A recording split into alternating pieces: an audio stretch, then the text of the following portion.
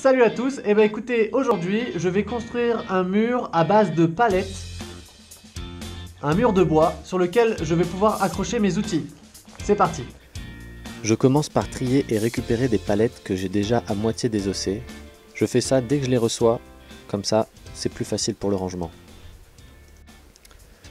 Il me faut maintenant enlever et récupérer les 4 lattes du milieu de chaque palette pour pouvoir les réassembler plus proches l'une de l'autre. Bien entendu, pour faire ce mur, il me faut garder les meilleures lattes, celles qui ne sont pas cassées, écorchées ou encore tordues. Je commence par retirer toutes celles qui ne me conviennent pas. Après avoir sélectionné les meilleures lattes, la technique est simple. Je place un gros morceau de bois sous chaque latte et je saute sur les extrémités qui ne touchent pas cette latte. Un peu comme un levier. Je mets en garde quand même contre cette technique qui peut s'avérer dangereuse pour les parties. Je répète cette technique autant de fois que nécessaire pour récupérer les lattes dont j'ai besoin.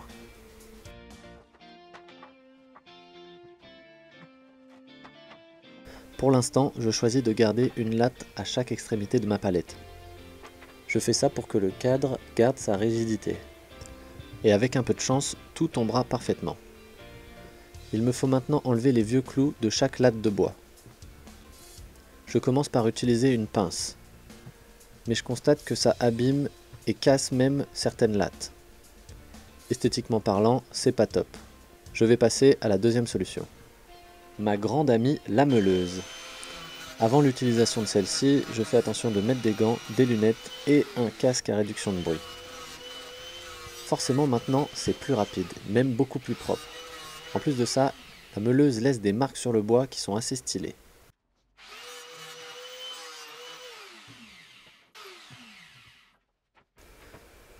Un petit coup de nettoyage et je suis prêt pour l'assemblage. Bon bah là il n'y a rien de plus simple. Les lattes font la même taille que le cadre, j'ai juste à prendre des vis et à les visser dessus les unes contre les autres.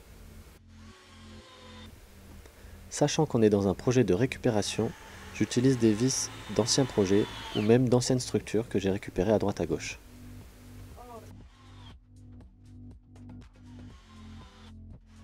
Après avoir fini d'assembler toutes les lattes sur les cadres, j'emmène un des 2 panneaux dans la pièce dans laquelle je veux les installer, histoire de prendre quelques mesures.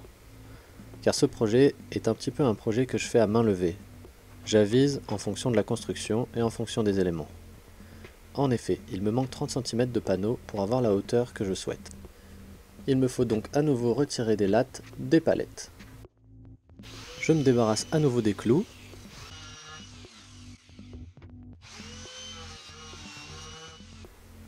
Pour agrandir mes panneaux, c'est très simple. J'utilise les lattes les plus courtes des palettes, celles qui sont dans la largeur, et je viens les fixer juste à côté des autres, en m'assurant bien qu'elles dépassent de 30 cm. Et je fais pareil pour les 2 panneaux.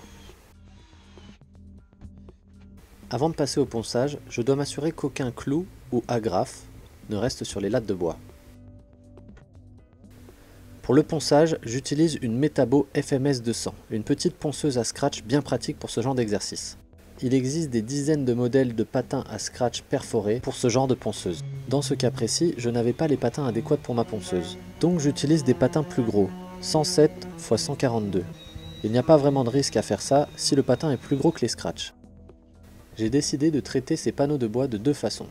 La première est une méthode ancestrale japonaise qui s'appelle Shu Sugiban, ou en français bois brûlé. Les Japonais ont développé cette méthode il y a des centaines d'années. Et selon certains spécialistes, cette méthode pourrait conserver le bois jusqu'à 80 ans. Dans cette technique, il y a plusieurs stades de carbonisation. Pour ma part, je veux juste brûler le bois sur son extérieur. J'utilise pour ça une bouteille de propane de 13 kg, avec un bec spécialement conçu à cet effet. Et je vous rassure, il n'y a pas de risque de retour de flamme. Pour la deuxième méthode, j'utilise une lasure extérieure, si j'arrive à ouvrir le pot. Les lasures extérieures sont généralement très liquides, comparées au vernis. J'utilise cette lasure car elle est moins chère qu'un vernis, et tout aussi résistante contre l'humidité.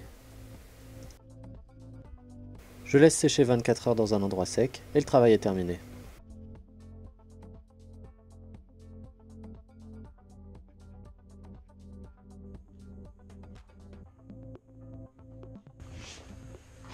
Et bien voilà, cette vidéo est terminée. Je vais pouvoir maintenant passer à l'agencement de mes outils sur ces murs de palette. Je vous remercie d'avoir regardé. Si la vidéo vous a plu, abonnez-vous à ma chaîne. Cliquez sur la petite cloche pour pouvoir recevoir les notifications de mes nouveaux posts. Et je vous dis à très vite. Ciao!